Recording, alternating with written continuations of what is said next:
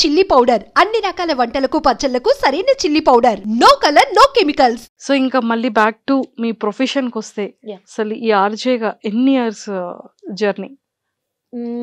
Same 11-12 years అవుతుంది. So మిర్చిలో join అయిన 1 ఇయర్కే మ్యారేజ్ అయిపోయింది. దెన్ బాబు, ఆ తర్వాత పాప. సో 12 ఇయర్స్ అసలు తెలియలేదు. ఎక్కడ వలేశారు? మా ప్రీవియస్ కంపెనీలో తను ఐటీ ఎంప్లాయ్ అనమాట, ఐటీ సైడ్. మనమేమో మీరు కూడా బిఫోర్ ఐటీలో చేసేవాళ్ళ? అందులో చేశాను. ఫస్ట్ అసలు నా కెరీర్ స్టార్ట్ అయింది కాల్ సెంటర్లో అనమాట. మనకి మిడిల్ క్లాస్ కష్టాలు. సెకండ్ ఇయర్ ఉండగానే ఇబ్బంది అవుతుంది, ఏమైనా జాబ్ చేయాలి నువ్వు అన్నట్టు అన్నారు. సరే ఓకే అని చెప్పి కాల్ సెంటర్లో కెరీర్ స్టార్ట్ చేసి అక్కడి నుంచి మెల్లగా అకౌంట్స్లోకి మూవ్ అయిపోయాక అక్కడ కలిశారు. అలా అలా మాటలు పెరిగాయి, మంచిగా మాట్లాడుకుని అర్థం చేసుకున్నాడు మెయిన్గా. సో అలా సెట్ అయిపోయింది.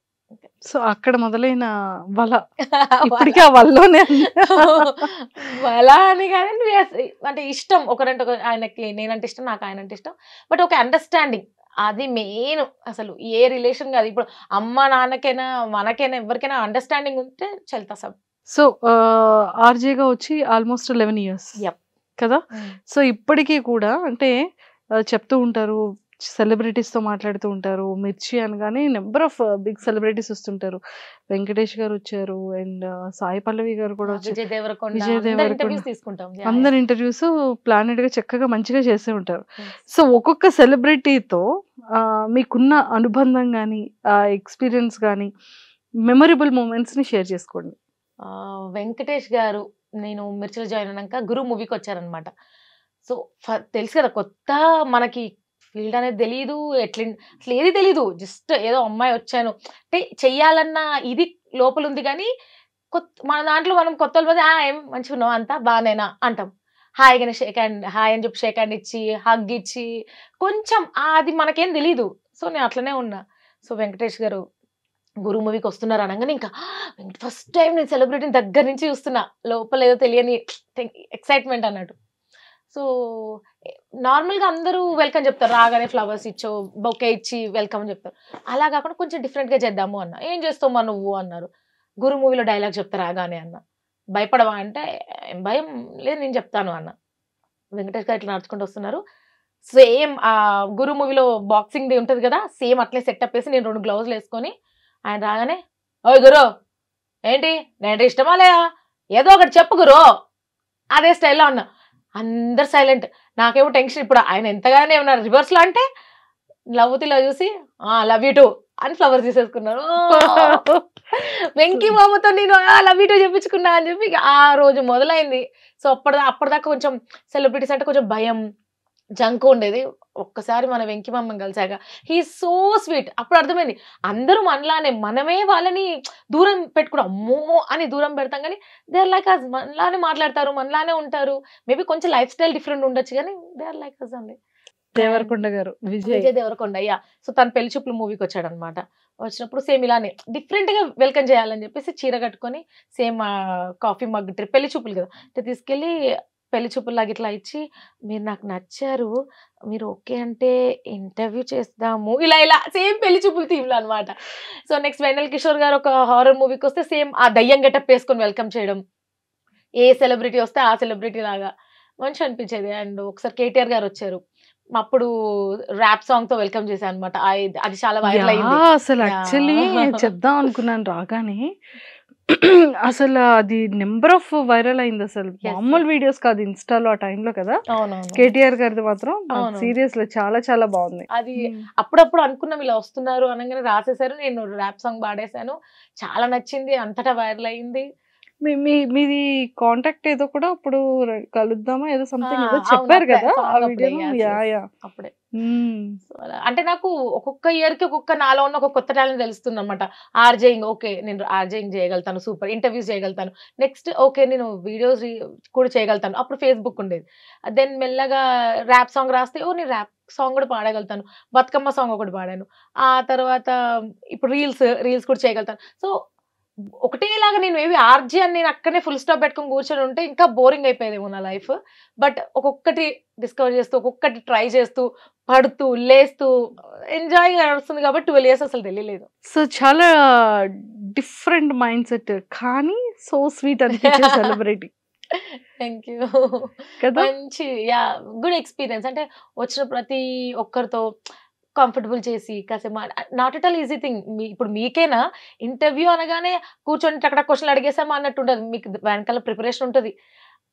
ఎలాంటి క్వశ్చన్స్ సేమ్ మాకు కూడా అంతే. ఒక సెలబ్రిటీ వస్తున్నా అంటే వాళ్ళకి రిలేటెడ్ క్వశ్చన్స్ ఏంటి, ఎలా అడిగితే బాగుంటుంది, డిఫరెంట్గా ఏం చేయగలుగుతాము, ఇవన్నీ బ్యాక్గ్రౌండ్ హోమ్ అందరు అంటారు ఆర్జేవి కదా ఏముంటుందబ్బా జస్ట్ ఇంటర్వ్యూ వస్తారు అడిగేస్తారు 3 గంటలు మాట్లాడతారు అయిపోతుంది అంతే కదా అంట. అంత ఈజీ కాదమ్మా, చాలా బ్యాక్గ్రౌండ్ వర్క్ ఉంటుంది అని చెప్తూ ఉంటాం. సూపర్. సో మొత్తానికైతే ప్రొఫెషన్ ఎప్పుడైనా ఈవెంట్స్ ఆర్గనైజ్ చేయాలి, లేకపోతే హోస్ట్ చేయాలి, ఆడియో ఫంక్షన్స్ కానీ, ప్రీ రిలీజ్ ఈవెంట్స్ కానీ ఇలా ఉంటుంది కదా.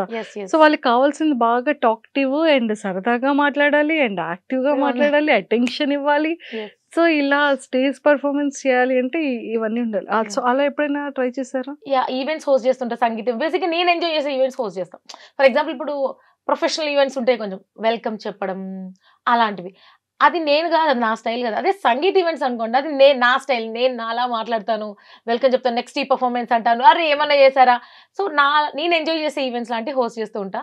అది చూసి ఒకసారి మన జబర్దస్త్లో అడిగారు. సో మొన్న కొన్ని స్కిట్స్ చేశాను కెవ్ కార్తిక్ టీంలో, కొన్ని రోజులు చేశాను. బట్ జబర్దస్త్లో ఏంటంటే పొద్దున వెళ్తే రాత్రి వరకు ప్యాక్ మొత్తం.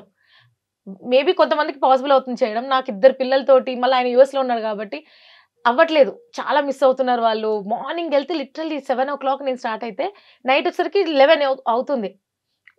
అసలు అడ్జస్ట్ అవ్వట్లేదు టైమింగ్స్, మళ్ళీ అర్జెంట్ చేసుకుంటూ ఇవి. సో అందుకే బ్రేక్ తీసుకున్నా ఇంకా. నైస్. సో స్వాతి గారు, అంటే లైక్ మన ఫీల్డ్ లో చాలా మంది అనుకుంటుంటారు, అంటే మనం ఓపెన్ గా మాట్లాడుకుంటున్నాం కాబట్టి ఏ మీడియాలోకి రావాలి అంటే ఏమైనా చదువుకోవాలా, బ్యూటిఫుల్ గా ఉండాలా, డ్రెస్సింగ్ ఉండాలా, సో ఇలాంటివి చాలా ఉంటూ ఉంటాయి కదా. సో మీరు అలా స్టార్టింగ్ వచ్చేటప్పుడు కానీ బేసిక్ గా మనం అనుకుంటాం, కొంతమంది యాంకర్స్ చూసి అబ్బా వీళ్ళు కరెక్ట్గా ఉన్నారు కదా, అంటే ఫిజిక్ని బట్టి ఎలాంటి ఆపర్చునిటీస్ వస్తాయి అనమాట, లేకపోతే ఇలా బట్టి ఇలాంటి. సో అలా ఏమైనా మీరు మనసులో అనుకున్న థింగ్స్ ఉన్నాయా? బాగా కనిపించాలి. బాగా కనిపించడం అంటే ఇప్పుడు కొంతమంది అంటే తెల్లగా ఉంటేనే అందం కాదు. ఎంత బాగా అంటే కొంతమంది అదే లిటరల్లీ తెల్లగా ఉన్నట్టు మస్తు అందంగా ఉన్నదిరా అంటారు. కలర్ ఎవరికి కావాలి? మంచి షార్ప్ నోస్ ఉంటేనే వావ్, ఎవరు చెప్పారు? యాజ్ ఎ పర్సన్గా నువ్వు నవ్వుతూ మాట్లాడితే నీకు నవ్వే పెద్ద ఆభరణం, ఇంకా అంతకు మించి ఏముండదు. ఇప్పుడు నేను దీనికి తేడా ఉంటుంది కదా. సో స్మైల్ అంటే కొంతమంది అనుకుంటారు స్లిమ్ అయితేనే అందంగా ఉంటారు. దీని గురించి నేను కూడా కొంచెం మంచిగా ఉంటాం కదా గట్టిగా. సో కమెంట్స్ వస్తూ ఉంటాయి, అక్క పక్కగా తప్పుకో, ప్రపంచం కనిపిస్తలేదు, కొంచెం తిండి తగ్గిస్తే ఇగో ఇట్లాంటి తినడం వల్ల నువ్వు ఇలా అయ్యావు, ఇష్టం వచ్చిన కమెంట్స్ వస్తూ ఉంటాయి. అసలు తెలుసా ఒక బేబీకి బర్త్ ఇచ్చిన తర్వాత మదర్ ఎలా అవుతుందో, తన బాడీ ఏమవుతుందో, నేను అంతకుముందు ఎలా ఉన్నావు నీకు తెలుసా, అసలు నేను తింటేనే ఎలా అవుతాను నువ్వు ఎట్లా అనుకుంటావు, ఇష్టం వచ్చిన కమెంట్స్ వస్తుంటాయి. వాళ్ళ గురించి ఒకసారి రీల్ కూడా చేశా. మేము కొంచెం లావుగా ఉండే అమ్మాయిలం, మేము షాపింగ్కి వెళ్తే మా సైజు ముందు ఉండదు, ఇప్పుడు వెనకాలే ఉంటుంది. ఏ లిఫ్ట్లో ఒకవేళ వెయిట్ ఎక్కువైందన్నా కూడా ఫస్ట్ అందరి లుక్ మా వైపే వస్తుంది. మేము కొంచెం లావుగా ఉంటాం. తింటూ ఏదైనా రీల్ పెడితే అక్క తిండి తగ్గి అని అంటారు, మేము కొద్దిగా లావుగా ఉంటాం. ఫోటోలో దిగాలంటే అప్పుడు మాత్రం మమ్మల్ని వెనకాల నెట్టేస్తారు, మేము కొద్దిగా లావుగా ఉంటాం. ఇలా నాకు అనిపించింది నేను చేస్తూ ఉంటాను అనమాట. దీనికి చాలా మంది కనెక్ట్ అయ్యి అవునక్క అని అంటారు. సో నన్ను అడిగితే లుక్స్ స్లిమ్ ఉన్నామా, లావు ఉన్నామా, తెల్లగా ఉన్నామా, అలా అసలు డజంట్ మ్యాటర్. ఎంత హ్యాపీగా ఉన్నావు, హెల్తీగా ఉన్నావు అనేది ఇంపార్టెంట్. కానీ నవే డేస్లో మనం చూసుకుంటే అలాంటి వాళ్ళకి ఉన్న ప్రిఫరెన్స్ అనేది నెక్స్ట్ వాళ్ళకి ఉండదు. ఈ ఫీల్డ్ లో అదే మన ఎంత టాక్టివ్గా ఉన్నా ఇట్లా వచ్చేస్తారు. అండ్ నిజంగా ఇలాంటి ఫీల్డ్ లో కెమెరా ముందుకు వచ్చి మాట్లాడగాలంటే ఫస్ట్ మనకి ధైర్యం, మనల్ని మనం స్ట్రాంగ్ చేసుకొని దాని కెమెరా ముందుకు వచ్చి మాట్లాడితే అందరు చూస్తారు. ఎందుకు చూడు, ఆ ఆలోచన తీసేయాలి ఫస్ట్. అండ్ కొంతమంది అనుకుంటారు నేను నా గొంతు స్వీట్గా ఉంటుంది, నేను ఆర్జే అయిపోతానా, నేను చూడడానికి క్యూట్గా ఉంటాను యాంకర్ అయిపోతానా, నాకు అన్నిటి మీద నాలెడ్జ్ ఉంది నేను రిపోర్టర్ అయిపోతాను, అలా కాదు కదా. ఎవరన్నా స్వీట్గా ఉంటేనే ఆర్జే అయిపోతాను, నా వాయిస్ నిజంగా స్వీట్గా ఉందా, కొంచెం గట్టిగానే ఉంటుంది. సో మాట్లాడే విధానం బట్టి ఉంటుంది.